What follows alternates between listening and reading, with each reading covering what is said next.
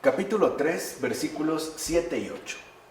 Entonces se les abrieron los ojos y conocieron que estaban desnudos. Entrelazaron hojas de higuera y se las ciñeron. Y cuando oyeron la voz del Señor Dios que se paseaba por el jardín a la hora de la brisa, el hombre y su mujer se ocultaron de la presencia del Señor Dios entre los árboles del jardín. Este es el contenido que nos transmite el libro del Génesis en estos versículos. Veamos. Comer del árbol no fue lo que abrió sus ojos, pues ya veían antes de haber comido. Por el contrario, puesto que comer del árbol fue manifestación de su desobediencia y por tanto transgresión del mandato dado por Dios, se vieron entonces despojados de la gloria que les revestía y en consecuencia, asimismo culpables de haberse hecho indignos de tan gran estima. Así pues, por la transgresión del mandato de Dios, es que quedaron despojados de la gracia que procede de lo alto y tomaron conciencia de su evidente falta, o sea, de su desnudez. Pues no es posible ocultar ante Dios ni el pecado cometido, ni la responsabilidad debida. Y esto con el fin de que gracias a la vergüenza que esto les produjo, conocieran con toda claridad a qué ruina les había conducido la transgresión del mandato del Señor, como afirma Juan Crisóstomo en sus homilías sobre el Génesis. Entonces, lo primero que vemos es que no significa, ¿no?, de que de entrada ellos hubieran estado ciegos o bien con los ojos cerrados. No, ya veían. En realidad, cuando aquí el texto nos dice que se les abrieron los ojos, significa de que tomaron una plena conciencia lúcidamente de la gravedad de lo que habían hecho. Y por lo tanto, digamos, se dieron cuenta, es decir, vieron, ahí está este abrir de ojos, vieron la indigencia en la cual habían finalmente quedado instalados, o sea, la pérdida de la gloria con la que inicialmente habían estado revestidos. Ahora, aquí hay algo importante de tener en cuenta. Este reconocimiento de la transgresión apunta esencialmente al arrepentimiento, no a la culpabilidad. Recuerden que el Señor es bueno, siempre es bueno, y nunca busca imponer, digamos, un mal castigo o una mala corrección simple y sencillamente por haber cometido alguna falta. De hecho, podemos decir que en realidad este impacto de ver la realidad deplorable en la que finalmente se encontraban tenía el propósito de que miraran de frente al arrepentimiento.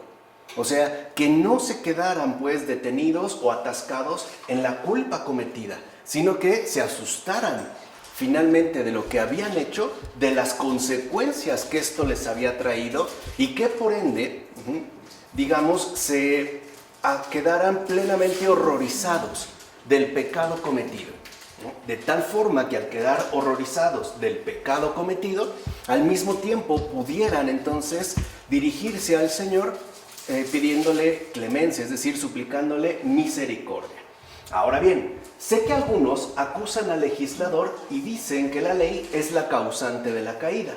Es pues necesario, ante todo, plantarles cara y demostrar con los hechos mismos que si Dios dio la ley, no fue porque aborreciera a los seres humanos o quisiera ultrajar nuestra naturaleza, sino porque la amaba y cuidaba de ella con sumo esmero. Efectivamente, para que veas que nos dio la ley como aliada nuestra, escucha lo que dice Isaías. Nos dio una ley como ayuda. De hecho, para nada ayuda el que aborrece. Y por eso de nuevo grita el profeta: lámpara es tu ley para mis pies y luz para mis senderos, ¿no? En el Salmo 118, 105. Así pues, el que aborrece no disipa la oscuridad con su lámpara, ni guía con su luz al que se haya extraviado. Ved pues que no es únicamente ayuda ni solo lámpara, sino también luz y vida. Y esto no es propio de quien aborrece ni de quien quiere perder a alguien, sino de quien abre la mano y la tiende, como afirma también Juan Crisóstomo en sus sermones sobre el Génesis. Entonces aquí lo que entendemos es que el mandato dado por Dios a Adán y por ende también a Eva, es decir, esta ley, no es otra cosa más que la mano de Dios extendida hacia nosotros. O sea, la ley es la ayuda que Dios nos brinda para mantenernos siempre en el camino correcto. Es decir, siempre mantenernos en orden al bien, precisamente porque el Señor sabe que cuando nosotros nos apartamos o atentamos contra este orden, o sea, cuando transgredimos la ley o los mandatos que Él nos da, las consecuencias serán realmente catastróficas y funestas para nosotros. O sea, en pocas palabras, cuando el Señor da una ley, por ejemplo, el mandato en el caso de Génesis, no es porque imponga una, digamos, negativa, sino es un consejo de resguardo. Es pues, por decirlo así, un medio de cuidado para que nosotros no tengamos que padecer las penalidades que trae consigo la transgresión. O sea, en pocas palabras, el pecado. Ahora bien, los ojos del alma con que veían a Adán y Eva se complacían en Dios y en su paraíso. Por eso también nuestro Salvador, conociendo esta doble especie de ojos en nosotros, dice: yo he venido a este mundo para que los que no ven, vean, y los que ven se queden ciegos. Como menciona en Juan, capítulo 9, versículo 39. O sea, solo el Señor hace perspicaces los ojos del alma, como menciona Orígenes en ese texto contra Celso.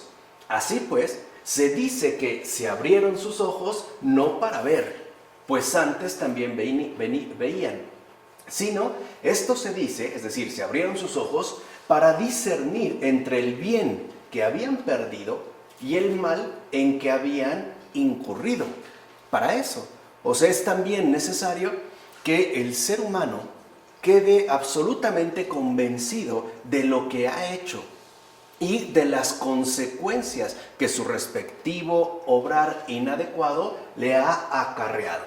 Qué verdad es que la experiencia de la enfermedad hace sentir más claro el precio de la salud, como menciona Agustín en La Ciudad de Dios. Entonces, lo que vemos es que ya al momento en el que se les abren los ojos, como dijimos en un primer momento, ¿no?, Dios busca que en efecto los primeros padres ahora se vayan de lleno hacia el arrepentimiento.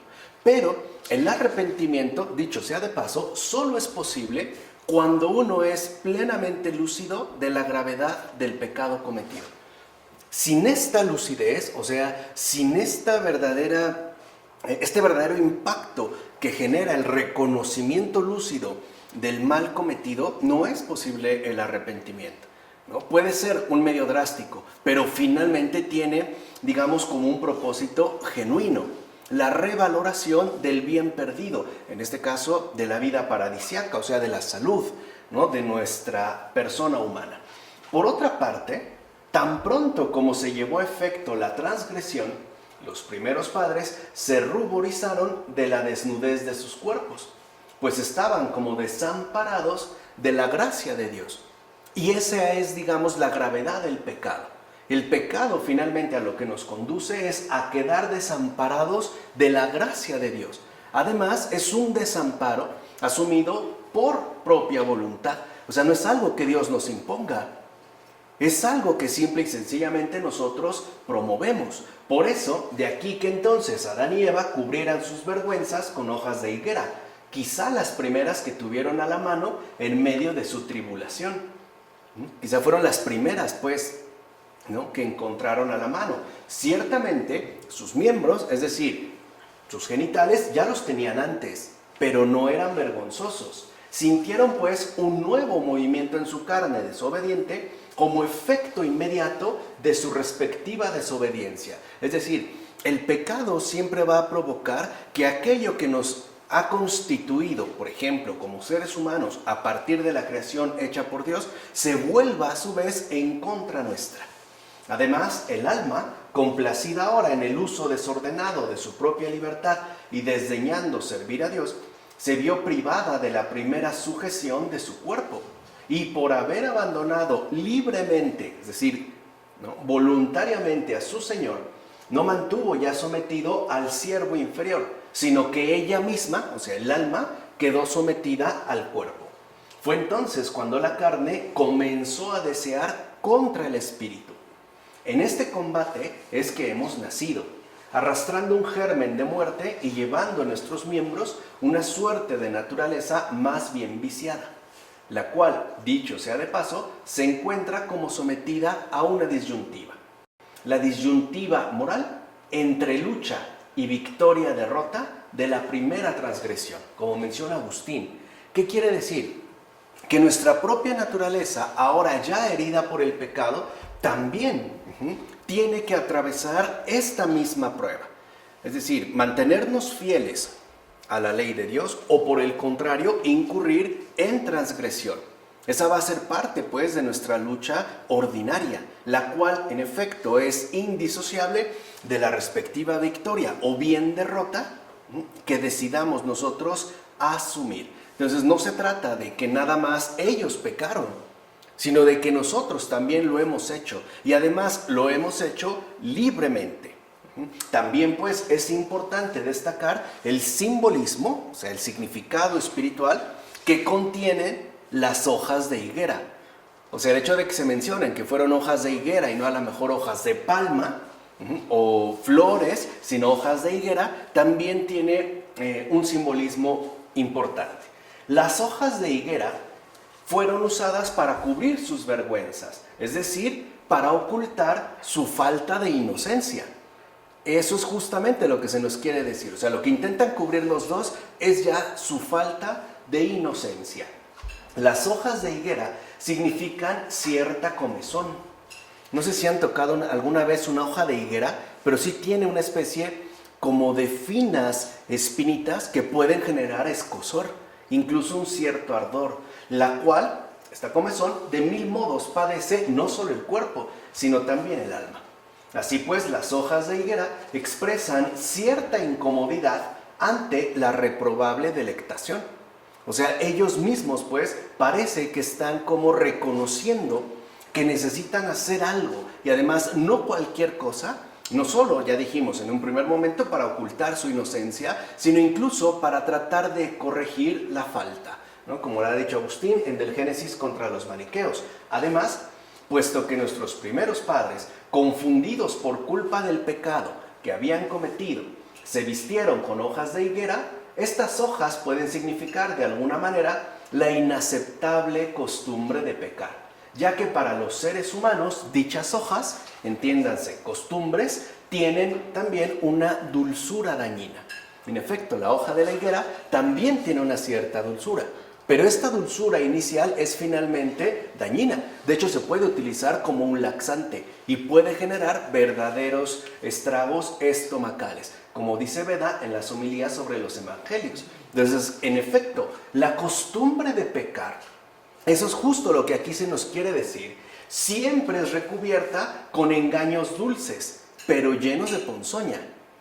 O sea, siempre la costumbre de pecar está maquillada, enmascarada con engaños dulces. No es grave, no es verdaderamente un delito, no pasa nada, etc. O sea, se presenta con una cierta dulzura, ¿no? Engaños dulces, pero que de fondo finalmente lo que esconden es un terrible veneno. O sea, la destrucción final de nuestra propia naturaleza. Ahora bien, entender que sea pecado lleva a la penitencia. Y Dios derrocha su bondad en favor de los penitentes. Adán y Eva, por ejemplo, mostraron su arrepentimiento con su respectivo cinturón, es decir, al ceñirse con hojas de higuera. Habiendo pues otros muchos tipos de hojas que podían lastimar menos el cuerpo, tejieron un cinturón digno de su desobediencia. De hecho, siempre se hubieran humillado llevando esa vestimenta, si el propio Señor misericordioso no les hubiera dado túnicas de pieles en lugar de sus hojas de higuera, como menciona Ireneo de León en Contra las herejías. Y aquí hay dos aspectos que debemos resaltar. Número uno, como lo mencionamos hace un momento, reconocer claramente la gravedad del pecado cometido tiene el propósito de conducirnos al arrepentimiento y evidentemente, ¿no?, al arrepentimiento por medio de la penitencia. Pero aquí puede haber un pequeño error, y es que a veces podemos llegar a suponer que las penitencias que nosotros nos imponemos o aquello que suponemos nos va a servir de purificación es lo adecuado. Y no. De hecho, lo que vemos es que ellos no toman a la mano hojas de higuera, se las ciñen pensando que con eso ya pueden hacer su penitencia y el Señor se las quita. O sea, de tal manera que debemos entender que la penitencia no es un autocastigo. Eso no es penitencia.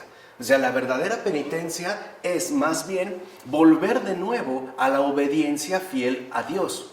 Por eso, lo que expresa el hecho de que el Señor le quite estas hojas, ¿no? Este cinturón de hojas de higuera que se han entrelazado para cubrirse y recubrirlos con pieles, es que la verdadera penitencia es dejarse reformar por Dios.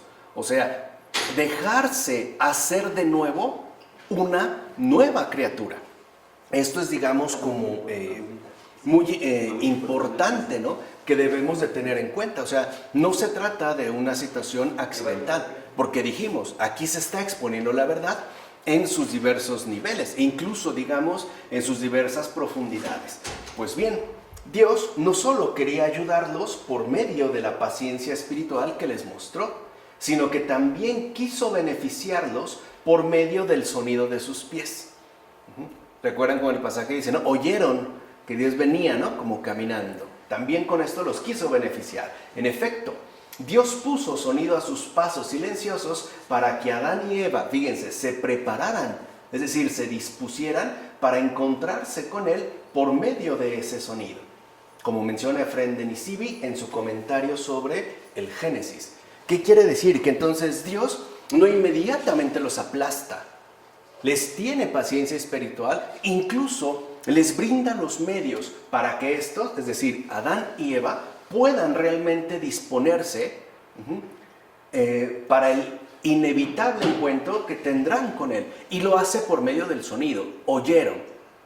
¿Qué quiere decir? Que entonces el Señor se va a acercar a nosotros siempre por medio del sonido, es decir, por medio de la escucha. No se trata de una visión, por ejemplo, imaginativa, donde las imágenes tendrían más o menos cierta definición. No.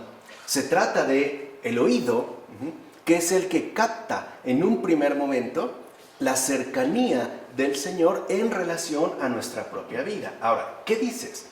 ¿Que Dios pasea? ¿Le atribuimos pies? Dios no pasea. Desaparezca esa idea. Dios lo llena todo con su sola presencia. Entonces, ¿cuál es el sentido de las palabras? Oyeron el sonido del Señor Dios mientras paseaba al atardecer por el jardín. ¿Cuál es el sentido? Es este. Dios deseaba provocarles con este sonido una sensación grande, a fin de llevarlos a un estado de temor, como realmente sucedió. Y en efecto, experimentaron una impresión tan fuerte, o sea, imagínense una vez que han quedado despojados de la gloria concedida, les impresionó tanto el sonido que Dios les hizo llegar para manifestarles ya, ¿no?, su próxima y contundente cercanía, que incluso intentaron esconderse de su presencia, como afirma Juan Crisóstomo en las homilías sobre el Génesis. Así pues, leemos en este libro que cuando Adán y Eva cometieron su pecado por haber prestado su oído, fíjense, a la serpiente y ya no a Dios, Dios vino al paraíso y deambuló por él, como afirma Jerónimo en su tratado sobre los Salmos. O sea que el oído es el medio principal de encuentro con Dios. Por eso el diablo busca siempre usurpar tal conducto para poder introducirse en nosotros. De hecho, el diablo también se va a querer acercar a nosotros por medio del oído, o sea, por medio del sonido. Un sonido que puede quedar articulado, por ejemplo, bajo cierta concatenación de pensamientos o bajo el ruido que nos puede llegar a provocar cierto tipo de ideas, pero lo va a hacer a través del oído. Entonces, si Adán y Eva, en efecto, prestaron su oído a la serpiente, lo primero que tiene que ser alcanzado de nuevo es el oído. Por eso Dios, que lo sabe todo, no se les aparece de manera instantánea y fulminante, sino que, como dijimos, también, a pesar de la gravedad de lo cometido, les está dando un amplísimo margen de arrepentimiento y conversión.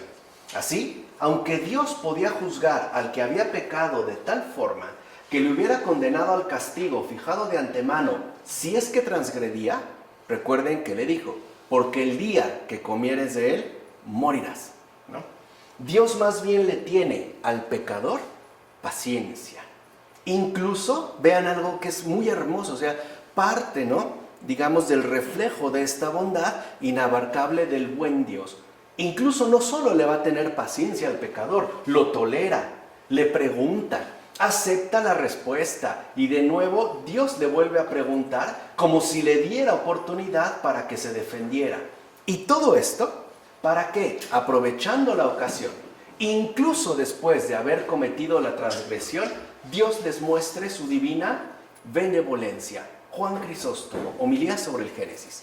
¿Qué quiere decir? Que en esta serie, ¿no?, en este interrogatorio que Dios inicia con respecto a Adán y a Eva, pareciera que Dios les quisiera otra vez, ¿no?, volver de nuevo al punto fundamental. ¿Que de verdad no me han conocido antes? ¿Que de verdad no saben que soy bueno? ¿Por qué ahora se ocultan? ¿Por qué dan vueltas? ¿No? ¿Por qué tratan, pues, de esconderse? O sea, ¿por qué tratan de evadirme? Ciertamente, al pasear Dios por el paraíso en la tarde, como al atardecer, es decir, al venir hacia ellos para juzgarlos, oyeron su voz y se escondieron de su vista. Huyen, pues, de la presencia de Dios. ¿Por qué vino Dios a ellos en la tarde? O sea, cuando ya se había ocultado el sol. ¿Por qué en la tarde? ¿Por qué al atardecer? Porque ese momento indica que ya había desaparecido de ellos la luz interior de la verdad. Ahí está la gran pérdida de la transgresión. Ahí eso, de hecho, esta desaparición de la luz interior de la verdad es justo lo que se conocen como tinieblas. Estamos hablando precisamente de las tinieblas espirituales, que después el apóstol San Juan retomará en su evangelio, ¿no? La luz vino a las tinieblas, pero éstas no le recibieron. Aquí ya esto se perdió. O sea, en realidad, tanto Adán como Eva están en tinieblas. Ya ha desaparecido de ellos la luz interior de la verdad. ¿Quién es, pues, el que se oculta de la mirada de Dios? ¿Cómo pueden entonces ahora tratar de ocultarse de la bondad infinita cuando antes ya la han conocido, incluso cuando la han experimentado? ¿Qué es lo que ocurrió? ¿Qué es lo que se perdió? La luz interior de la verdad. Entonces, ¿quién es el que se oculta de la mirada de Dios? Pues el que, abandonándole, comienza a amar su propia tristeza. Ya estaban, por tanto, cubiertos con el ropaje andrajoso de la mentira. Y el que habla mentira, habla de su propio caudal. Por eso se dice que fueron a esconderse, es decir, se escondieron en sí mismos los que estaban colocados en medio de la creación, es decir, debajo de Dios y por encima de las demás cosas creadas. Luego, en el interior de sus conciencias, se escondieron también para perturbarse con lamentables errores. Esto se debió a que abandonaron la luz de la verdad. Esa luz que evidentemente no eran ellos mismos. El alma humana puede participar de la verdad, pero la verdad misma es Dios. Por eso el mentiroso se aparta de aquella verdad y se dirige entonces a sí mismo. Y en consecuencia no se alegra ya en Dios, su verdadero director e iluminador, sino que más bien se goza interiormente de sus equivocaciones, que ahora, privado de la luz interior de la verdad, incluso llama actos libres. Estos supuestos actos son los que están oscurecidos por la mentira, como afirma Agustín en Del Génesis contra los maniqueos. Entonces, en síntesis, los ojos que se les abrieron, por eso aquí se va a decir claramente, ¿no? En ese preciso instante se les abrieron los ojos, significa que estos ojos que se les abrieron son aquellos que ya solo ven mentiras y más mentiras. Mentiras y más mentiras, engaños, distorsiones, fantasmagorías, incluso podríamos decirlo así, disparates completos. Por eso vemos la relación que se va a tener ya en este capítulo 3 de los versículos 9 a 13. El Señor Dios llamó al hombre y le dijo, ¿dónde estás? Este contestó. Fíjense, vean de entrada, vean cómo el Génesis, cuando tenemos, digamos, este respaldo de los padres, como que el panorama se va aclarando. Ya es más directo. No le pregunta en primer lugar, ¿qué hiciste? ¿Dónde estás? O sea, lo primero es tanto como si le dijera a Adán, recapacita. ¿Por qué te has ido a instalar a la mentira? ¿Por qué has abandonado la verdad? ¿Dónde estás? O sea, ¿en la luz de la verdad? ¿O ya estás hundido en las tinieblas de la mentira, ¿no? Este contestó, fíjense, le preguntó al Señor, ¿dónde estás? Vean ya la respuesta de Adán. Oí tu voz en el jardín y tuve miedo porque estaba desnudo.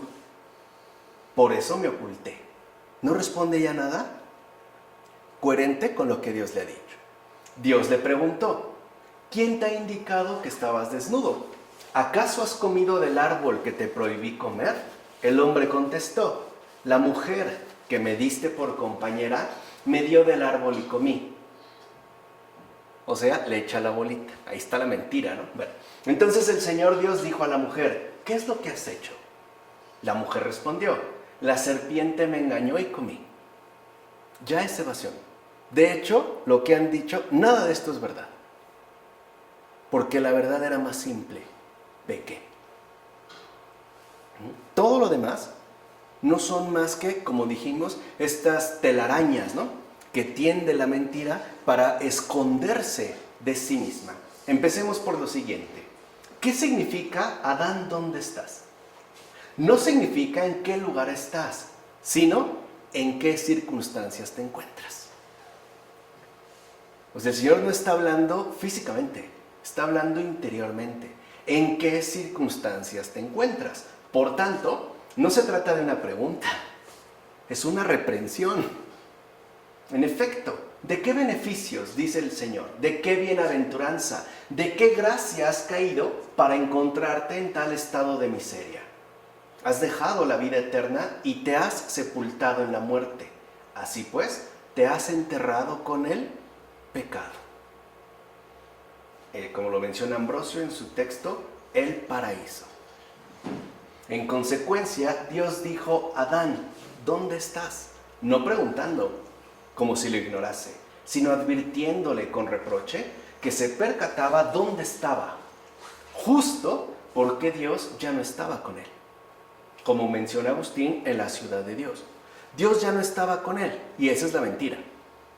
Esa es la mentira que de hecho nosotros seguimos conservando como esa herida profunda que nos ha dejado el pecado. Para nosotros, lo evidente, lo inmediato, es el abandono de Dios, la no presencia de Dios, como si Dios nos hubiera ciertamente repudiado. Entonces debemos entender hacia dónde apuntan esta primera reprensión, esta primera indicación que Dios le dirige a Adán. De hecho, las palabras de Dios condenan la necedad de Adán. ¿Dónde estás, Adán? ¿Estás en la divinidad que te prometió la serpiente o bajo la muerte que decreté para ti? ¿Dónde estás? A ver, ¿realmente era verdad lo que la serpiente te dijo o lo que yo te dije? No esperabas esos frutos. Suponte, Adán, que en vez de la serpiente, el ser más despreciable que ha venido hasta ti, se te hubiera acercado un ángel. ¿Habrías entonces despreciado el mandato de aquel que te había dado todo a través de escuchar la promesa de uno que todavía no te había proporcionado, de hecho, ningún bien? Fíjense qué curioso, así es el pecado, ¿no? Nos promete bienes sin que antes nos haya dado siquiera uno. Nada. O sea, son falsas promesas. Por eso el pecado siempre es una vil mentira.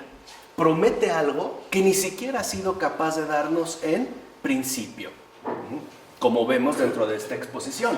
Pensarías que es malvado el que te formó de la nada y te hizo como un segundo Dios sobre la creación, y por tanto, que es bueno el que te había prometido un bien solo de palabra.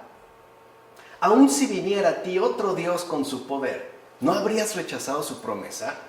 Pues con cuánta más razón en el caso de la serpiente, Esa serpiente que se te acercó sin poder y sin milagros. Es decir, solo con esa palabra vacía que te pronunció.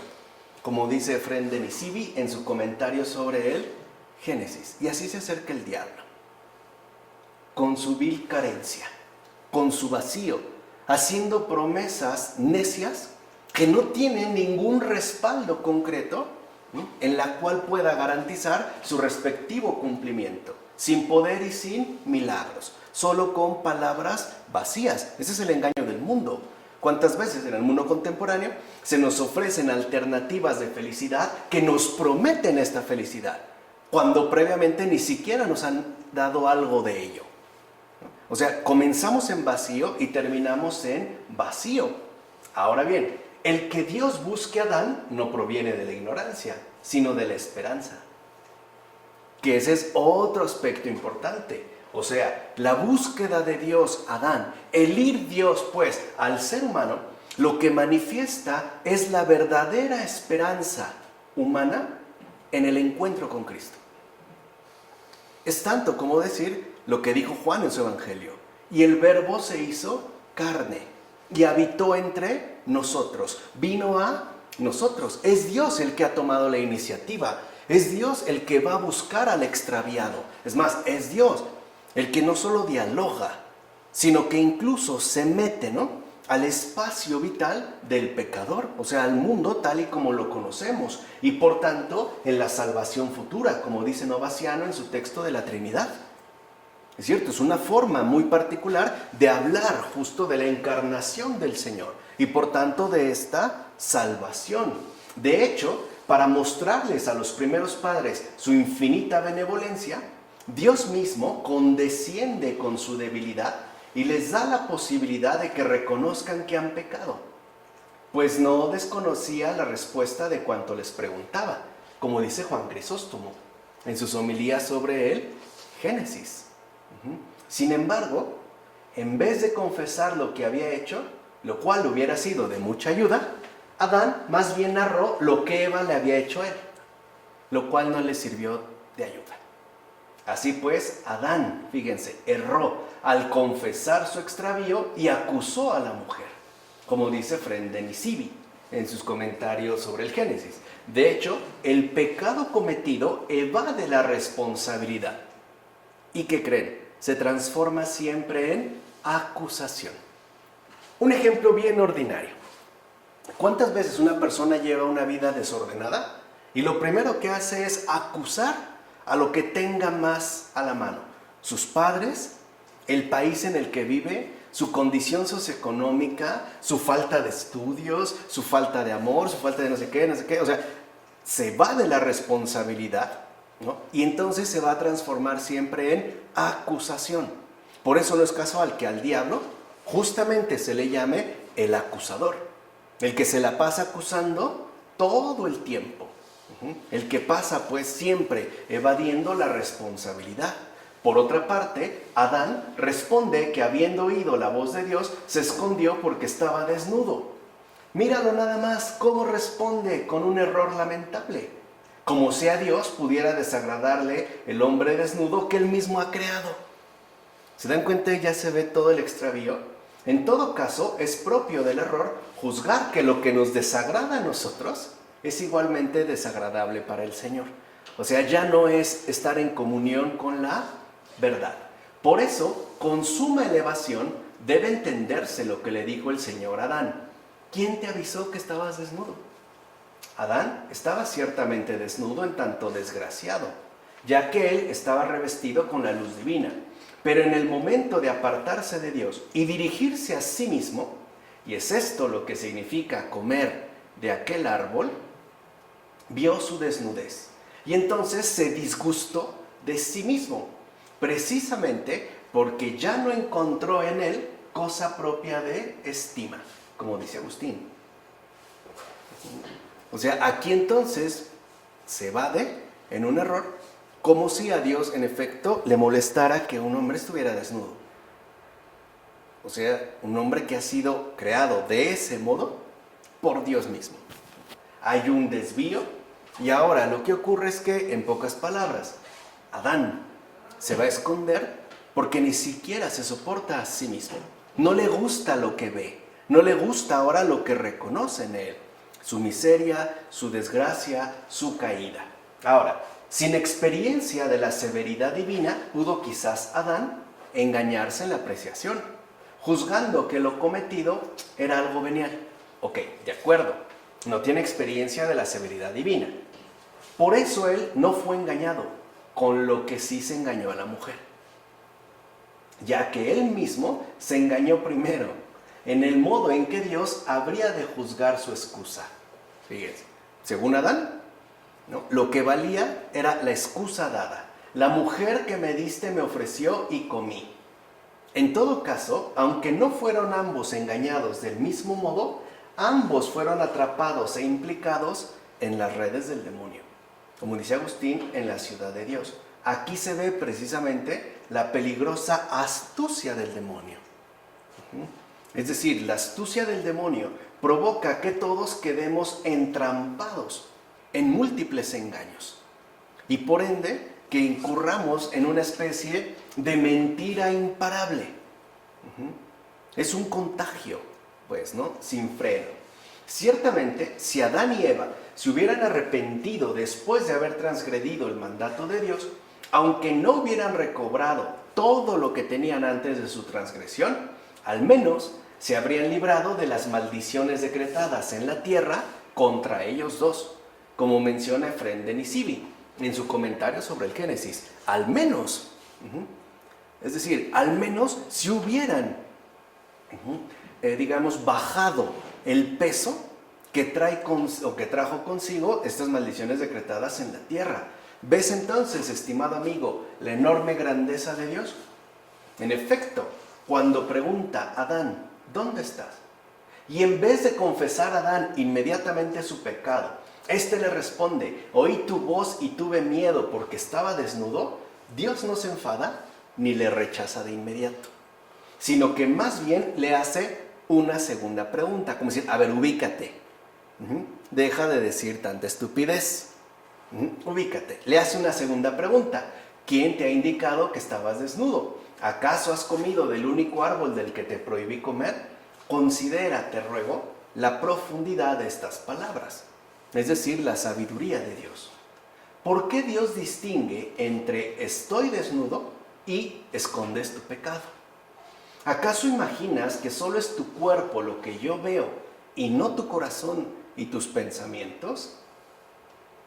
En su engaño, Adán confiaba en que Dios no conociera su pecado y por eso le dijo solo una parte. Y lo peor de todo, la que menos tendría importancia. Veamos, si yo digo, pensó Adán, que estoy desnudo, Dios en su ignorancia dirá, ¿y por qué estás desnudo? Yo no podré negarlo, así que diré, no lo sé.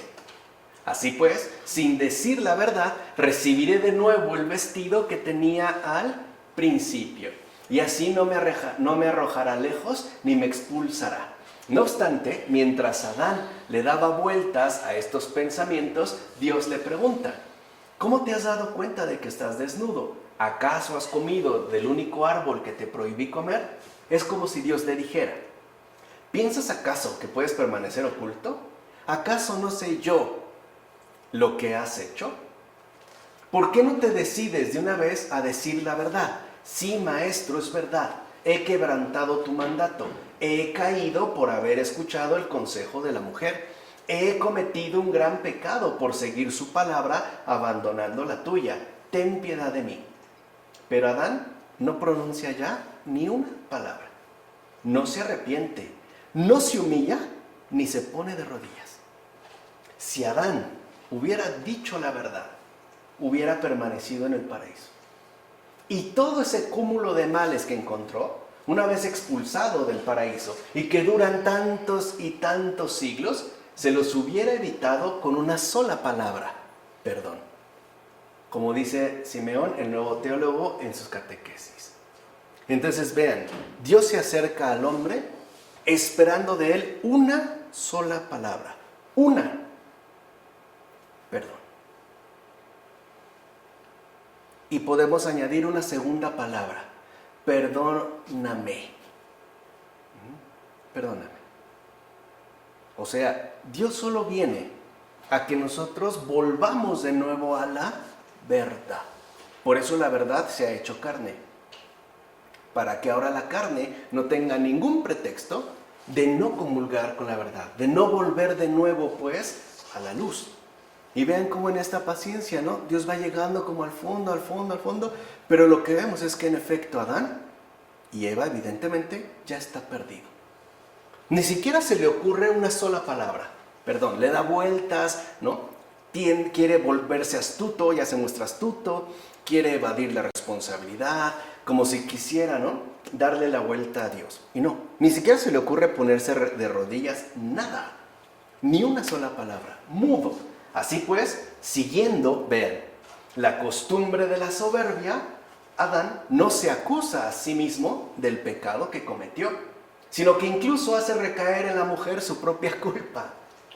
Y así sutilmente, como valiéndose de la astucia que había engendrado en sí mismo, intenta incluso imputarle a Dios su propio pecado cometido. O sea, ahora la culpa es de Dios mismo, ya no es mía, es de la mujer. Y por si esto no te quedó claro, más bien es tu culpa, Dios. Es tuya. En efecto, no dijo, fíjense, la mujer me dio el fruto, sino la mujer que me diste. O sea, ¿para qué me la das? ¿No? Es tu culpa. No hay cosa más ordinaria para los pecadores que el querer atribuir a Dios, por todos los medios, cualquier falta por ellos cometida. Y sí es verdad. Esto tiene pues su origen en el inmundo manantial de la soberbia, como menciona Agustín, del Génesis contra los maniqueos. ¿Qué vemos entonces? ¿Por qué Adán, dijimos, y Eva ya están perdidos? Porque justo ahora carecen de la base fundamental de la vida celestial, la humildad, como Dios mismo. Ahora, si lo quieren ver, están ya, ¿no?, sofocados en su propia soberbia. Ya solo se ven a sí mismos y además se ven a sí mismos de manera distorsionada, o sea, según su extravío. Y por eso irán los señalamientos hacia el otro, hacia el prójimo. La culpa fue de la mujer. Y si esto no es suficiente, de la mujer que tú me diste. O sea, al final la culpa es tuya, no mía. Esto es bien común en el soberbio. O sea, para el soberbio todos están mal, menos él. Todos están mal, menos él. Pues bien, como Adán, fíjense, no pasó la prueba. O sea, como Adán no quería confesar su extravío, ¿qué hace Dios? Se dirige a Eva. Ok, prueba no superada en Adán. Queda Eva. Aparte dijimos, ¿qué es Eva? ¿No era una ayuda adecuada? A ver si ahora Eva lo saca del precipicio. ¿Y qué le dice a Eva? ¿Qué has hecho? Fíjense que es más puntual. ¿Qué has hecho? Y Eva, sin embargo, en vez de suplicar por medio de sus lágrimas, de atribuirse a sí misma el extravío para que la clemencia de Dios le alcanzara a ella y a su marido, diciendo, por ejemplo, la serpiente me aconsejó y me sedujo, dice, la serpiente me engañó y comí. Y ni siquiera ofrece a Dios una mínima disculpa, ni siquiera un lo siento, nada. La serpiente me engañó y comí. Así pues, después de que se les preguntó a ambos, ahora Dios desciende hasta la serpiente. ¿Y se dan cuenta cómo el orden se invirtió? Todo esto comenzó por la serpiente, pasó a Eva y terminó en Adán. Dios de entrada, y esto también es significativo, reinicia las cosas. ¿Qué quiere decir? Que el pecado no es lo que va a tener la última palabra. Por eso Dios mismo invierte el orden. Ahora se dirige en primer lugar ¿a quién? Adán. Después pasa a Eva y termina con la serpiente. A la serpiente la deja al último. Luz, aquí hay mucha verdad. Para Dios, nosotros siempre estamos primero. No el demonio. Por eso para nosotros tampoco el demonio tiene que ocupar el primer lugar. Jamás. Si tiene alguno, y sí, si lo tiene, nos guste o no, es el último. Va hasta el último. Nunca al primero. Veamos. Y no lo hace ya para preguntar. Fíjense, a la serpiente no le pregunta, sino para castigar. En efecto, si aún hay espacio a pesar de todo, para el arrepentimiento, así fuera un espacio mínimo, así fuera una gota pequeñita, una gota de rocío, así fuera una mota de polvo. Hoy diríamos, ¿no?, con esta imagen extraña, un átomo. Bueno, ¿qué digo átomo? Una partícula de átomo de arrepentimiento. Cosa que solo Dios puede llegar a ver, es adecuado preguntar. Ahí sí. O sea, si así hubiera la más mínima, la más remota posibilidad, pero era el arrepentimiento, es adecuado preguntar. Sin embargo, para el que es ajeno al arrepentimiento, el preguntar ya no es adecuado. Solo queda la sentencia. Y con esto se disipa un error que luego por ahí anda haciendo ruido. Lo dice Efrén de Nisibi en su comentario sobre el Génesis. El demonio no tiene la posibilidad del arrepentimiento. Y no es porque Dios se la haya quitado. Es porque Él ha expulsado completamente de sí mismo. En pocas palabras, el demonio es condenación pura. Por eso al demonio no se le pregunta, se le sentencia. ¿Entienden? O sea, nunca se cuestiona, porque Él ya está sentenciado. Así pues, una vez que dejó a Adán, Dios se dirigió a Eva, tratando de demostrar que era correcto que ella también fuera expulsada con Adán por no haber querido arrepentirse con estas palabras. ¿Qué has hecho? Y lo dijo para que al menos ella le hubiera podido decir: he pecado, lo siento, sorry. De lo contrario, ¿qué necesidad había de que Dios hablara en esos términos? Dios mismo da oportunidad a Eva para que pueda decir: en mi necedad, Señor, en vez de escucharte, he hecho caso a la serpiente. Señor mío, ten piedad de mí. Pero ella no dijo nada de eso. ¿Qué dijo entonces? La serpiente me engañó. ¡Qué insensatez! ¿Fue entonces la serpiente la causante? ¿Fue entonces la serpiente que habla en contra de tu Señor? O sea que has preferido a la serpiente antes que a Dios, que fue quien te creó. Es el consejo de esa criatura el que has tenido más en cuenta que el veraz y preciado mandato de tu Dios y Señor. Así pues, como Eva no fue capaz de manifestar he pecado, que era el último recurso disponible para evitar la expulsión, ambos fueron arrojados fuera del país de las delicias, o sea, expulsados del paraíso y de Dios, como dice Simeón el Nuevo Teólogo en sus catequesis. Ven entonces cómo incluso en una situación de verdadera gravedad, Dios siempre nos la pone bien fácil. Ven cómo siempre espera de nosotros lo mínimo, pero auténtico, es decir, lo mínimo según la verdad, un perdón de corazón, un lo siento sincero. Incluso si no somos ya capaces de pronunciar palabra, al menos un gesto corporal mínimo, como bajar la mirada y ponerte de rodillas, lo vemos en los evangelios. ¿Cuántas personas no se mencionan que literalmente se afirma se arrojaron a los pies de Jesús? Ahí había un gesto. Con eso simplemente bastaba. En todo caso, después de la caída, Dios concedió al ser humano una ocasión para arrepentirse y obtener el perdón. No podemos decir que fue de inmediato, los echó del paraíso, no es cierto.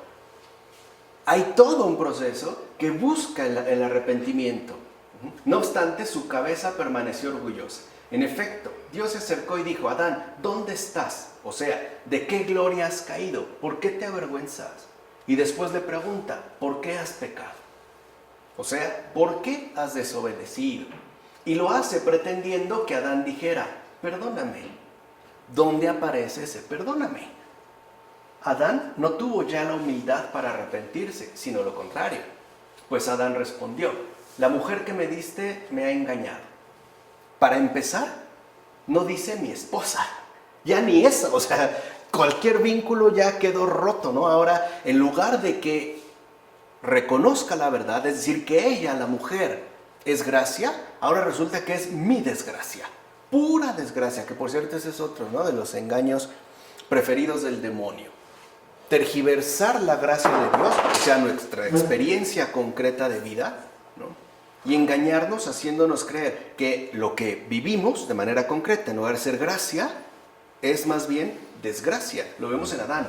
Para empezar, no dice mi esposa, sino la mujer que me has dado, como si más bien dijera, esta desgracia que has hecho caer sobre mí. Y sí es cierto, se nota un tono como despectivo, de repudio, de rechazo, ¿no? Así sucede, hermanos.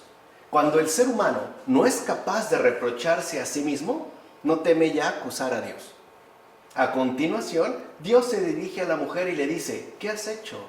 Es decir, ¿por qué tú tampoco has guardado mi mandato? Al menos tú, mujer, al menos tú di, perdóname, deja que tu alma se arrepienta y reciba misericordia. Vean cómo Dios está suplicando arrepentimiento de su criatura.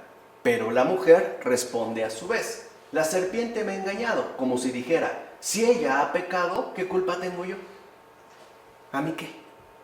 ¿Qué hacéis los dos? Al menos haced penitencia, reconoced vuestra falta. Sin embargo, ninguno de ellos se dignó culparse a sí mismo. Es decir, ninguno de los dos, ni el hombre ni la mujer, mostró tener ya la más mínima humildad, como afirma Doroteo de Gaza en sus enseñanzas espirituales. O sea, los dos ya están perdidos.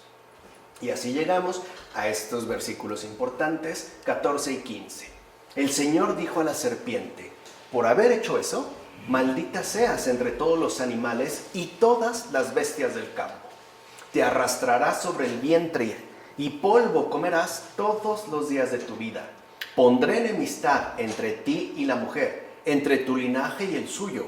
Él, se está hablando de linaje, te herirá la cabeza, mientras tú le herirás el talón. Veamos. Cuando Adán y Eva fueron interrogados y se les halló carentes de contrición y de una verdadera excusa, Dios descendió hasta la serpiente, pero no con una pregunta, sino con un castigo.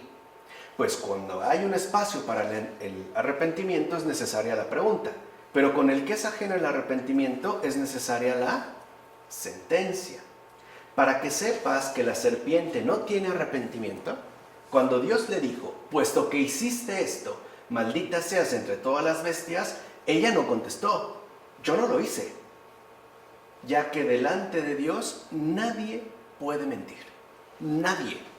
Y tampoco dijo, yo lo hice, porque era ajena al arrepentimiento. ¿Se dan cuenta que el diablo no puede decir, yo no lo hice? Porque nadie puede mentir delante de Dios. Y tampoco puede decir, yo lo hice, porque esta aceptación conduciría al arrepentimiento. Por eso se queda literalmente muda, ¿no? Efrén de Nisibi en su comentario sobre el Génesis. Ahora, ¿por qué maldice Dios a la serpiente sobre todas las bestias? Porque engañaste a los que tienen el poder sobre todas las bestias. Por eso, en vez de ser más sagaz que todos los animales, serás maldita entre todos ellos. Además, te arrastrarás sobre tu vientre, ya que provocaste dolor de parto al género femenino. Y asimismo comerás polvo todos los días de tu vida, pues privaste a la descendencia de Adán y Eva de comer del árbol de la vida, como menciona Efrén de Nisibi en su comentario sobre el Génesis. Así pues, vemos que a la serpiente no se le pregunta, sino que inmediatamente se le castiga. Esto se debe a que ni puede confesar el pecado cometido, porque no dice nunca la verdad, ni tiene a la mano ningún motivo de excusa. O sea, es pura maldad. Pero tengamos en cuenta que en este caso no se habla de aquella condena del diablo que está reservada para el último juicio, es decir, aquella de la que habla el Señor cuando dice, id al fuego que está preparado para el diablo y sus ángeles, sino de aquel castigo del que debemos prevenirnos nosotros. En efecto, el castigo del diablo es tener bajo su dominio a quienes desprecian los mandamientos de Dios. Y uno puede decir, pero ¿qué tiene de castigo, no? De aquí que para el diablo sea un gran tormento, o sea, una terrible humillación, el tener que vanagloriarse de tan miserable poder. Él, que antes de su caída acostumbraba a gozarse de la vida eterna, en cuya posesión no se mantuvo. Por eso las bestias le son incluso antepuestas, no ciertamente en poderío, pero sí en la conservación de su naturaleza. O sea, una bestia será bestia, pero tiene su naturaleza. En cambio el diablo ni eso tiene. Perdió todo, hasta su propia naturaleza. De hecho, las bestias no perdieron bienaventuranza celestial alguna, ya que nunca la tuvieron. Ellas no la perdieron. En todo caso, es justo en su misma naturaleza que pasan su existencia. Ahora bien, se dice, con el pecho y el vientre andarás, tal y como se observa en la serpiente. Pero la frase no se aplica a este viviente visible, sino a nuestro enemigo invisible. Así pues, con el nombre de pecho está representada la soberbia, precisamente porque ahí tiene su asiento la vehemencia del ánimo. Y con el nombre de vientre se representa el deseo carnal, ya que en esta parte del cuerpo es donde se deja sentir de manera especial su intensidad. De hecho, mediante estas dos cosas, pecho y vientre, el demonio se arrastra hacia los que quiere engañar. Y sí, siempre nos quiere llegar, o por medio de fomentar la soberbia, o si ya la tenemos, aprovecharla a su favor, o estimular el deseo carnal a través precisamente de esta debilidad que podemos llegar a tener, como afirma Agustín en Del Génesis contra los maniqueos. ¿Y por qué el demonio se acerca a nosotros de esa manera?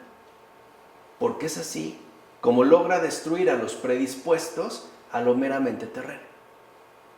En efecto, Dios dijo al demonio, comerás el polvo. Hermanos, ¿el demonio come esta tierra que pisamos con los pies? No come esta tierra, sino a los hombres terrenos, es decir, a los lujuriosos y soberbios. Los seres humanos terrenales únicamente desean todo lo que está en la tierra, es decir, todo lo que es tierra, y por ende, todo lo terrenal. Estos fundamentan toda su esperanza en lo terrenal. Ellos son los que todo hacen por mera utilidad, incluso por mera voluptuosidad. Estos son los que poco o casi nada hacen por la salvación del alma. Pues bien, es justamente a estos a los que busca el diablo. Y los busca tanto porque están dispuestos a comer lo mismo que él.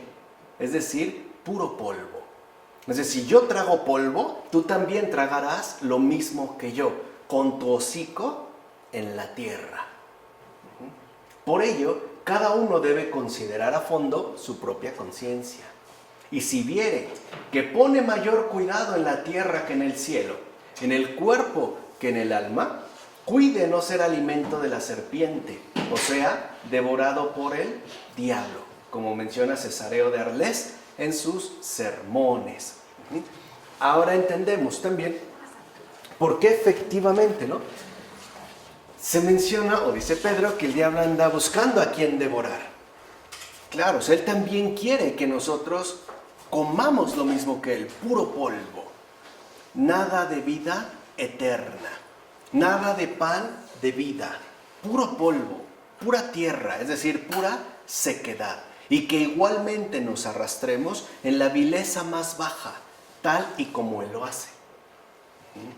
Por eso les decía, el diablo lo que busca son emuladores. No, él quiere también que sigamos su ejemplo y que además lo sigamos por voluntad propia.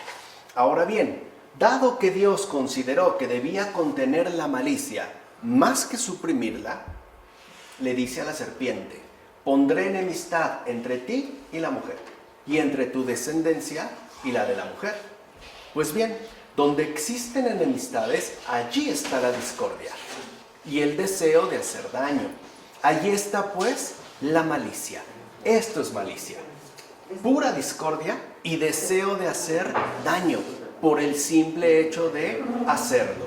En consecuencia, lo que vemos es que existe discordia entre el diablo y la mujer. Esto significa que bajo la discordia se esconde la malicia y por consiguiente la malicia no queda suprimida. Por eso se ha reservado a la serpiente la tarea de herir el talón de la mujer y por tanto de su descendencia, precisamente para hacerles daño e inyectarles su veneno. Así pues, si no caminamos sobre la tierra, el diablo no podrá hacernos daño. Pongámonos entonces el calzado del Evangelio, el cual echa fuera el veneno de la serpiente y neutraliza por completo su mordedura, que ya le había dicho el Señor. Tomarán venenos y no les harán absolutamente nada. Calzados pues nuestros pies con el Evangelio, no habremos de temer el veneno del diablo. Como menciona Ambrosio en Sobre la huida del mundo. Entonces el Evangelio también es aquello que nos calza los pies para poder atravesar el camino sin ser perjudicados por el veneno del diablo. Además, habiendo recapitulado todo en sí, Cristo mismo también recapituló nuestra lucha contra el enemigo, pues ha vencido aquel que desde el principio nos había hecho cautivos, es decir, ha quebrantado con el pie su cabeza, tal y como Dios dijo en el Génesis a la serpiente: pongo enemistad entre ti y la mujer, entre tu linaje y el suyo. Este te herirá tu cabeza y tú herirás su talón. Desde entonces, del que había de nacer de la mujer virgen, según la semejanza de Adán, se preanuncia que herirá la cabeza de la serpiente. O sea que solamente Cristo puede vencer al diablo, ninguno de nosotros. O sea, y nunca hay que jugarle al vivo, porque vamos a ser derrotados. Cristo es justo la descendencia prometida, como se menciona en la carta a los Gálatas. Así pues, esta descendencia prometida es precisamente el Hijo de Dios nacido de mujer. O sea, que ya le está anunciando a la serpiente que va a ser vencida por Dios mismo, por el Hijo de Dios nacido de una virgen.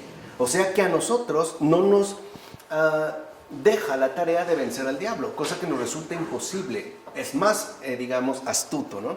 Incluso no podríamos tener estas en igualdad de condiciones, sino que nos ofrece a sí mismo liberarnos de aquel que nos tenía subyugados.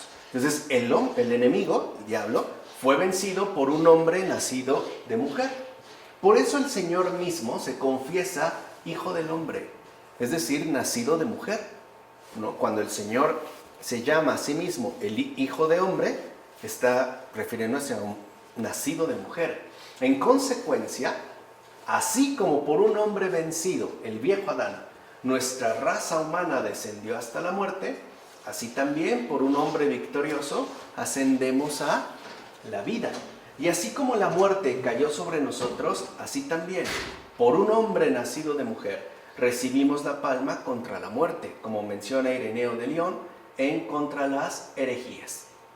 Por cierto, cuando en estos versículos del Génesis se habla de la descendencia, o sea, linaje, se usa el término hebreo él. Él te herirá la cabeza. Él, en hebreo, es un término masculino que se refiere a la descendencia. O sea que en hebreo, él, el término él, apunta a una descendencia masculino, porque es un término masculino, que estaría condensada en un hombre nacido de mujer. O sea, Jesús, humanidad. Ahí está la descendencia, ahí está el linaje condensada en un hombre de carne y hueso. Un hombre pues nacido de mujer, o sea, Jesús. Esto es importante entender cómo en esta sola palabra, este término que se emplea en hebreo, también ya se puede captar justo ahora la presencia del Señor, ¿no? Pasamos ya por último a los versículos 16 a 19 de este capítulo 3. A la mujer le dijo: multiplicaré los dolores de tus embarazos.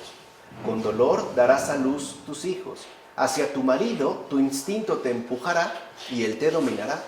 Al hombre le dijo: por haber escuchado la voz de tu mujer y haber comido del árbol del que te prohibí comer, maldita sea la tierra por tu causa.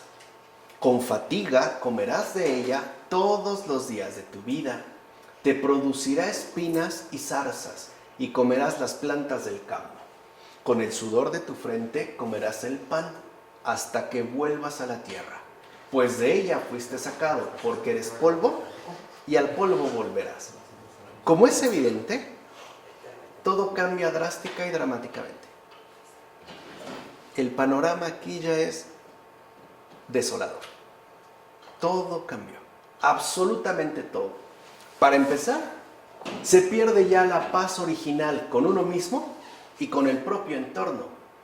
Incluso se elimina también la igualdad original entre el hombre y la mujer, ayuda adecuada a causa del pecado cometido.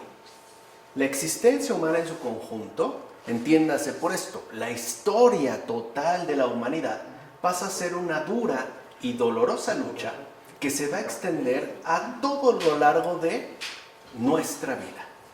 Entonces, lo primero que cambió es que ya no hay esta paz original. Nos vamos a ver enfrentados a 1001 dificultades, a 1001 cansancios, a 1001 fastidios, a 1001 agotamientos. Desde el primer momento hasta el último. Toda nuestra vida, pues, se ha reducido a una dura y fatigosa y dolorosa lucha. Ahora bien, la sentencia que se decretó contra la serpiente no solo se pronunció justamente, pues el castigo se puso allí donde comenzó el extravío, sino que incluso se le dio el lugar que corresponde, es decir, se le puso en primer lugar. Esto fue así para que Adán y Eva, una vez descargada la justicia del Señor, al ver el castigo, temieran y se arrepintieran. Es decir, para que la misericordia de Dios tuviera la oportunidad de preservarlos de la severidad de la justicia. Sin embargo, a pesar de que la serpiente fue maldecida, Adán y Eva no suplicaron ni se arrepintieron, o sea, ni así. Ni siquiera cuando lo hace personalmente, ni al ver el castigo tan terrible que ha recibido, ni así le suplican a Dios, ni así se arrepienten. Por eso vino a ellos el castigo. Y entonces es que Dios, ¿no?, nos castigó con maldad, que hicimos, no, por eso. O sea, por eso vino a ellos el castigo. Además, a continuación, se dirigió a Eva porque el pecado se propagó a Adán por medio de ella. Como dice Efrén de Nisibi en su comentario sobre el Génesis. Así pues, observa ante todo la bondad del Señor. Es decir, cuánta dulzura emplea después de transgresión semejante. Fíjense, ¿no? De entrada nos parece extraño. Multiplicaré sobremanera tus dolores y tus gemidos. Habría deseado, dice el Señor, que tú hubieras tenido una vida libre de dolores y preocupaciones, una vida alejada de todo sufrimiento y angustia, llena de gozo, y aunque así da el cuerpo, sin necesidad corporal alguna, que es justo la resurrección. Con cuerpo, pero sin necesidad corporal alguna. Ahora bien, puesto que no empleaste convenientemente esta concesión, sino que la abundancia de bienes falsos te condujo a tamaña insensatez, te impongo ahora un freno, justo para que no te desboques más. Te impongo pues dolores y gemidos. Además, dispondré que engendrar hijos, que es de hecho motivo de gran alegría, empiece para ti con dolor. Justo para que tú misma, por los dolores de parto en cada ocasión, tengas constantemente ante ti un recordatorio de la magnitud del pecado cometido por desobediencia. Desde el principio yo te creé igual a Adán, pues quise que en todo participaras con él. Así pues, igual que al hombre, también confía a ti el dominio sobre todas las cosas. Pero como no utilizaste de manera conveniente esa igualdad, ahora quedarás sometida a él. Como dice Juan Crisóstomo en sus homilías sobre el Génesis. Ciertamente, el que la mujer dé a luz con dolor a sus hijos, aunque es algo ostensible, debemos referirlo a un hecho más oculto. En efecto, la sentencia de Dios encierra un gran sacramento o misterio, ya que no existe ninguna abstención de deseo carnal que no lleve consigo el principio de dolor, hasta que la costumbre lo dirija a mejor destino. De hecho, cuando esto último acontece, se considera como si ya hubiera nacido el hijo. Es decir, que el afecto está preparado para el bien obrar por medio de la buena costumbre. Y es justo esta buena costumbre la que necesita resistir con dolor la mala costumbre para poder nacer. Así pues, aquí encuentra su aplicación aquello que se dijo después de lo del parto: y te dirigirás a tu varón y él te dominará. ¿Qué cosa quiere decir esto? Sino que cuando aquella parte del alma que es dominada por los deseos y placeres carnales quiere vencer alguna mala costumbre, al sufrir dificultad y dolor engendra entonces la buena costumbre y por ende en adelante obedece con diligencia y cautela a la razón. Adoctrinada pues el alma con estos dolores, se vuelve entonces a la razón y libremente obedece al que manda, es decir, al Señor, justo para no caer de nuevo en alguna perniciosa costumbre. En consecuencia, todas estas cosas que parecen maldiciones y oprobios son más bien preceptos, ya que la ley de Dios es ante todo espiritual, como afirma Agustín en Del Génesis contra los maniqueos. Ahora bien, en el paraíso habitaba la virginidad. Por eso dice la Escritura que Adán y Eva estaban desnudos y no se avergonzaban. Pero tan pronto como pecaron, se dieron cuenta que estaban desnudos. Fue entonces cuando se avergonzaron y hasta trenzaron unas vestimentas para ellos.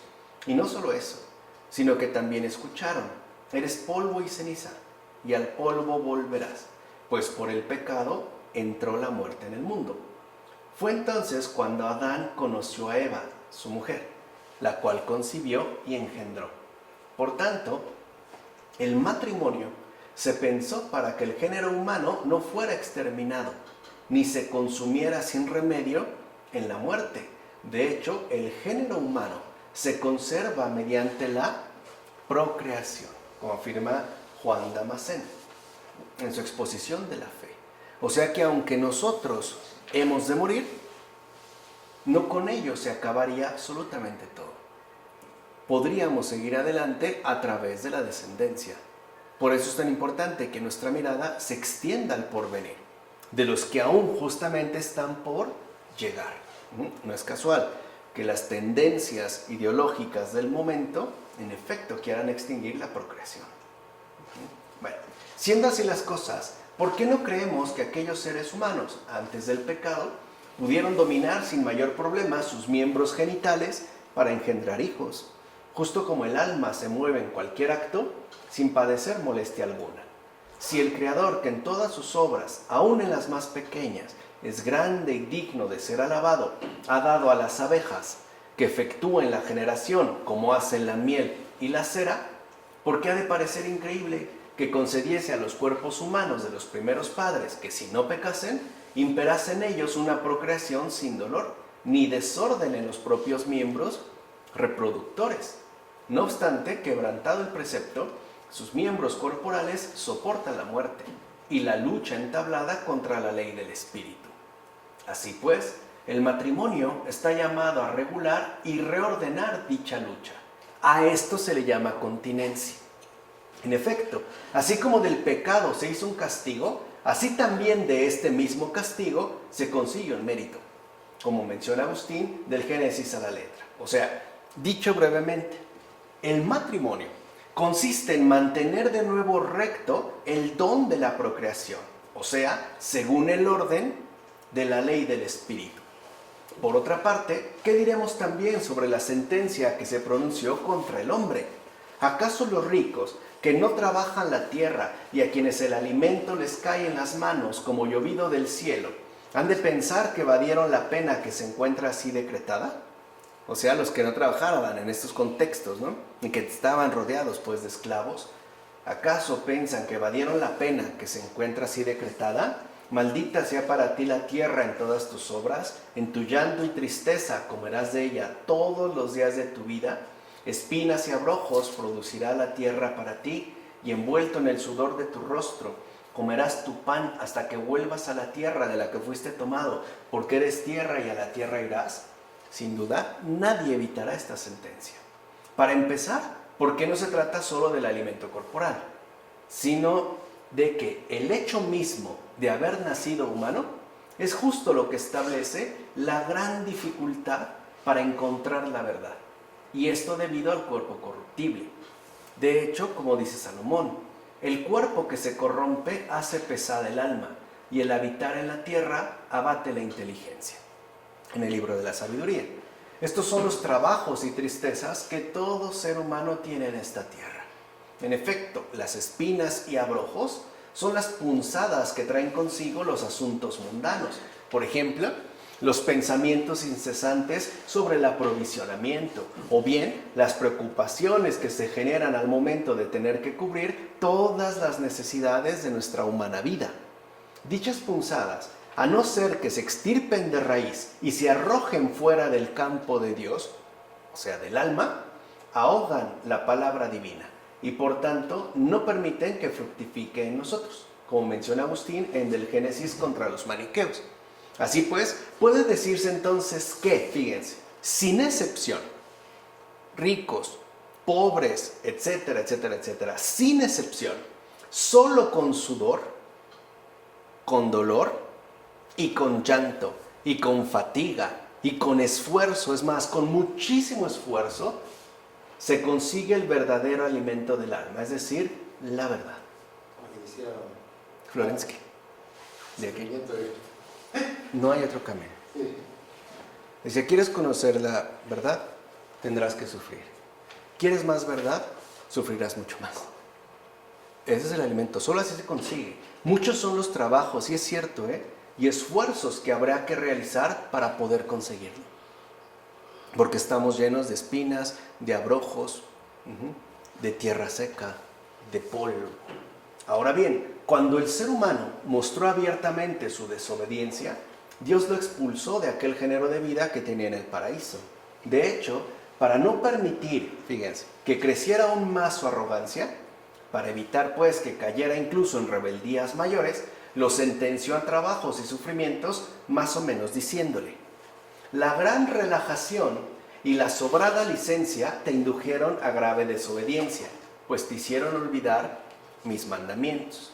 El no tener nada que hacer te predispuso a pensar cosas que sobrepasan tu propia naturaleza. Por eso San Benito insiste mucho en el trabajo. O sea, para San Benito el enemigo número uno, en este caso, de la vida monacal, es el ocio, la ociosidad, el no tener nada que hacer.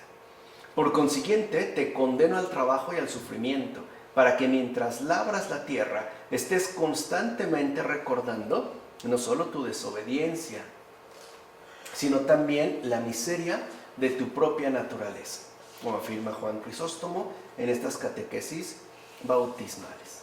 Veamos también algo en verdad importante. Aquel que es la cabeza del varón y rostro de la mujer, Cristo Jesús, esposo de la iglesia, ¿a qué especie de corona? Dímelo, te lo ruego. Se sometió con ventaja de uno y otro sexo, a una de espinas y cardos. En efecto, esta corona de espinas es para simbolizar los pecados que ha producido esta tierra, que es nuestra carne, los cuales han sido borrados por el poder de la cruz. El Señor asumió todo el aguijón de la muerte, gracias a la capacidad de su cabeza para soportar todo el dolor. De ahí pues la repugnancia del aspecto y de la crueldad con la que fue trenzada, como afirma Tertuliano en Sobre la Corona. De hecho, todos estamos como rodeados y oprimidos por fatigas, trabajos agotadores, sufrimientos constantes, dolores incontables y angustias que no terminan. Es decir, fíjense, todos estamos igualmente ceñidos a la cabeza del Señor y por ende a su gloriosa corona. El castigo que ahora nos ciñe a todos nos conduce entonces también al premio. La corona de Cristo nos enseña a reconocer entonces nuestra propia naturaleza. Algo que es evidente, ¿no? Cuando está ya flagelado, coronado, que es vuelto a sacar ante Pilato y ante la gente, y lo ve y señala, ¿no? Ecce homo. Aquí está el hombre. Y sí, así estamos. Esa es nuestra naturaleza. De tener una corona gloriosa se ha convertido en una corona horrorosa, ¿no? El vestido de púrpura rajado y todos literalmente deformados, ¿no? Heridos, lastimados. Entonces veamos, Adán fue creado puro por Dios para su servicio y todas las criaturas le fueron regaladas para que le sirvieran, ya que fue creado como Señor y Rey de toda la creación. Pero cuando la mala palabra llegó hasta él y entabló conversación con ella, primeramente la recibió con su oído externo, luego la dejó penetrar en su corazón, el oído interno, y finalmente se apoderó de toda su naturaleza. Así pues, una vez hecho prisionero, ya no fue la criatura que ayudaba y servía, como dice Pseudo Macario en sus homilías espirituales. Ciertamente, por la envidia del diablo y la ligereza de la mujer, vino este engaño. El diablo siempre busca usar algún aspecto nuestro a su favor. O sea, toma de lo nuestro para ponerlo en nuestra contra. El diablo, atormentador de nuestra naturaleza, engañó a Eva, para que siendo ella más persuasiva, pudiera alcanzar también a Adán. ¿Qué se supone que recibiría Adán de Eva? Una ayuda adecuada, ¿no? Y estaba abierto a ser receptivo a lo que ella dijera. Así pues, ambos fueron expulsados inmediatamente del paraíso y por tanto enviados a una tierra afín a ellos, es decir, llena de penurias y desgracias. En efecto, al no llevar ya aquella existencia libre de penas y de fatigas, el ser humano incorporó la desgracia a su destino.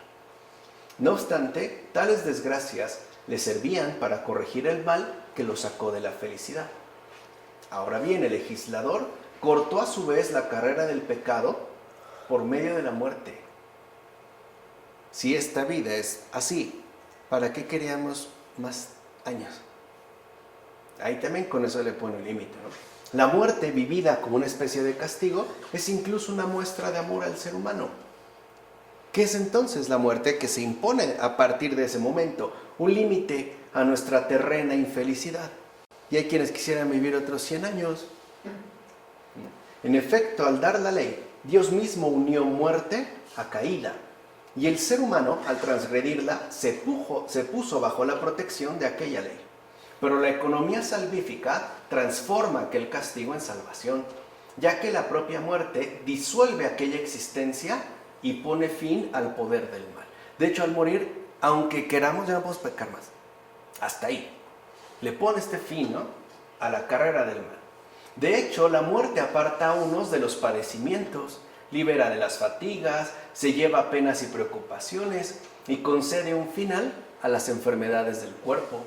Veamos pues, ¿qué tanto fue el amor al ser humano con el que nuestro juez mezcló el castigo? Como afirma Teodoreto de Ciro sobre la encarnación del Señor. Ahora bien, otra cuestión suscita la atención. ¿De dónde le viene entonces la muerte al ser humano? ¿Acaso de la naturaleza de tal árbol o incluso de Dios? Si la atribuimos a la naturaleza del árbol, entonces el fruto de este árbol parece que es superior al soplo vivificante de Dios. Es decir, si es verdad que el fruto del árbol fue el que arrastró la muerte a quienes habían sido vivificados por el soplo divino, si por el contrario afirmamos que Dios es el autor de la muerte, entonces lo inculpamos de una doble suposición, porque aparece tan cruel que no quiere perdonar pudiendo hacerlo, o bien, si no pudo perdonar, aparece entonces como impotente. Veamos pues de qué modo podemos resolver esta cuestión. Si no me equivoco, puesto que la causa de la muerte fue la desobediencia, por este motivo el mismo ser humano es la causa de su muerte, sin implicar a Dios como autor de la misma. En efecto, si un médico ha prescrito a un enfermo aquellas cosas que debe evitar, y si el enfermo no se abstiene de aquello que le ha sido prohibido, la causa de su muerte no es el médico, sino el enfermo mismo, ya que es él justamente el responsable de su fallecimiento. Así también Dios, como buen médico, prohibió a Adán comer aquello que le pudiera resultar nocivo, como menciona Ambrosio en El Paraíso. Por otra parte, veamos también lo siguiente. Dice la Escritura, se revestirá con una túnica sagrada de lino, en el libro de Levítico, ¿no? Capítulo 16, versículo 4. El lino nace de la tierra.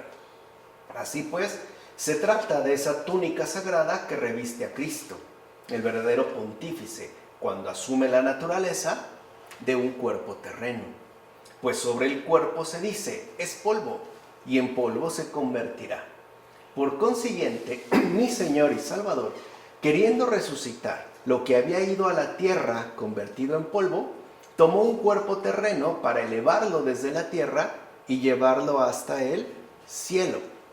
Es pues este misterio el que está contenido en el pasaje mencionado, es decir, se revestirá con una túnica sagrada de lino.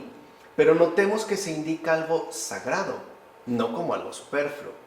En efecto, la túnica de carne de Cristo fue sagrada, pues no fue concebida de semilla humana, sino que fue engendrada por el Espíritu Santo, como menciona Orígenes en sus homilías sobre el Levítico. ¿Recuerdan que el Señor les colocó pieles? Es decir, la carne de Cristo. No perdamos de vista que más que castigo, Entonces lo que realmente hay es amor en la expulsión del paraíso. Un amor que se ha hecho carne por nosotros. Eso es quizá lo que deberíamos de estar meditando constantemente. Y ya para terminar, ahí vemos lo que verdaderamente hay que padecer y sufrir para llegar a la verdad. O sea, a la contemplación del triunfo del amor. Qué difícil es labrar esta endurecida tierra para poder contemplar la verdad, que Dios es amor y que es un amor que en ningún momento nos ha hecho el más mínimo daño. Por el contrario, todo lo ha hecho, lo ha ordenado y lo ha dispuesto para el bien de cada uno de nosotros. ¿De acuerdo? Vamos a dejarla hasta aquí. Del Padre, del Hijo, del Espíritu Santo.